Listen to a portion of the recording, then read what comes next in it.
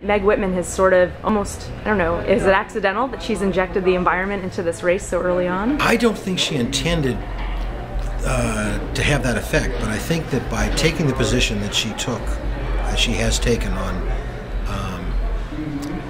AB 32, which is that she was suspended, she thrust this environmental issue, and therefore the environment in general, right into the middle of the governor's race in a way that I don't think anybody else could possibly have done. And the strange thing about it is, it's probably not a decisive issue in a Republican primary, although she must have some polling that tells her it is.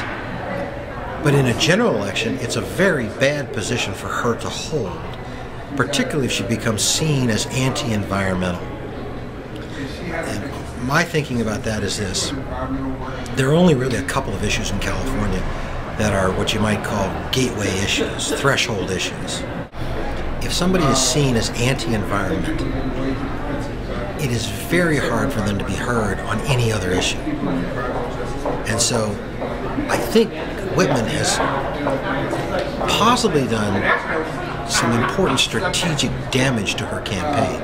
She may have won a tactical advantage here, although I don't know, because polling doesn't suggest that this is going to help her win the Republican primary. But even if she got some tactical advantage, strategically I think it was a tremendously problematic position for her to have in the general election. It's one of the things that Schwarzenegger's done that actually is popular. And so it's fairly bizarre that we're going to take this stand. But that's the position she's taken, and she's also, on the other hand, just came out stories this morning about some very large donations she's given to the Environmental Defense Fund and some other folks. $1.5 million worth of contributions through her foundations to all kinds of environmental causes, which makes her look kind of like an environmentalist on the one hand. In effect, she's being attacked by some now among conservatives for being too much of an environmentalist. So she's really got her hands full right now. Do you think that could have been sort of a strategic leak?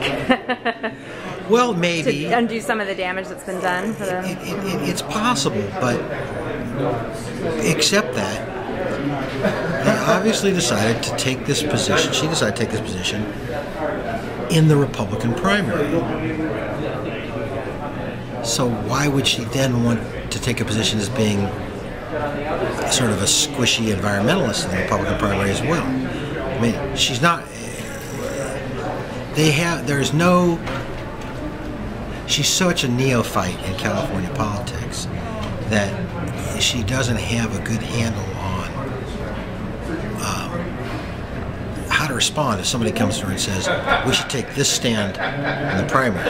She's not one who's going to be able to say to herself, but then what's going to happen in November? She doesn't have that knowledge of the dynamics of the state of California. Whereas a guy like Tom Campbell would understand that because he's been in statewide runs. Now, I don't know why Poizner's taken a softer position, but somewhat the same, but he didn't make a big deal out of it either. She made a pretty big deal out of it. So we're doing a lot of talking about Meg Whitman, yeah. And part of that is because she's prepared to spend how much? 70 to 100 million bucks. We got to guess that she's going to spend an awful lot of money. She spent 20 or so already. She hasn't even got any television advertising up yet, really. She got some radio ads up. In the end, her spending should be able to get her the nomination. Because I don't think, well, I mean, I suppose if Poizner decided to spend enough money attacking Whitman, and Whitman spent enough money attacking Poizner, that you could have something like Campbell sneak through, like Gray Davis did in 1998, when Jane Harman and Al Checkey were attacking each other, and then Davis sort of snuck by. Something like that, I suppose, could happen, but you got to remember, Gray Davis had support of labor and a whole lot of money as well. Campbell didn't have any of that, any of those resources, so I think it's much tougher. I think in the end, you have to really think Meg Whitman's got the upper hand in that primary. What do you think are some of the things that people who care about the environment can do to try to pressure candidates to take the greener position in this election? Well, I think they have to be confronted with the ultimate impacts of not doing something. Candidates have to be forced to say what they expect to have happen if we don't do something, because the economic impact of doing nothing, that is the collapse of the economy altogether, is far worse than the short-term pain. And it's not even clear the short-term pain is necessary if people are right that in the transition to a greener economy you can create jobs. That needs to be demonstrated. It seems to me the environmentalists need to be able to present those positions to the candidates and say, we want you to sign out with this idea. That the other thing is, I wouldn't let Jerry Brown run away from his own stand, which is lawsuits against communities that do not include global warming as a part of their environmental reviews. I think you all ought to just congratulate him every day for doing that, and don't let him back away from it. I mean, he did, after all, create the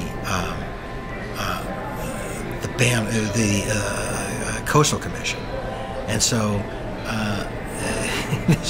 this guy's got some history, and so and now the new thing he's come up with is injecting global warming into local planning. This is a big deal, and so it's pretty hard to imagine that anything you do to criticize Jerry Brown would peel environmentalists away from him for any Republican. On the other hand, if Meg Whitman is prepared to spend $70 to $100 million and may very well win this election, given the engagement of independent voters, other things that you were discussing downstairs, is it in the environmental community's best interest to try to green Meg Whitman as well, and the GOP candidates, to try to push them to greener positions in the general? Absolutely. I think you should push everybody. You should push everybody to be in favor of your stuff. That's your job. I think you should get Meg to try. You should try to get Meg to go there too, and Poizner and Campbell. But I think you should be presenting to them ways in which they can be for the economy and be green. Thanks so much. I appreciate it.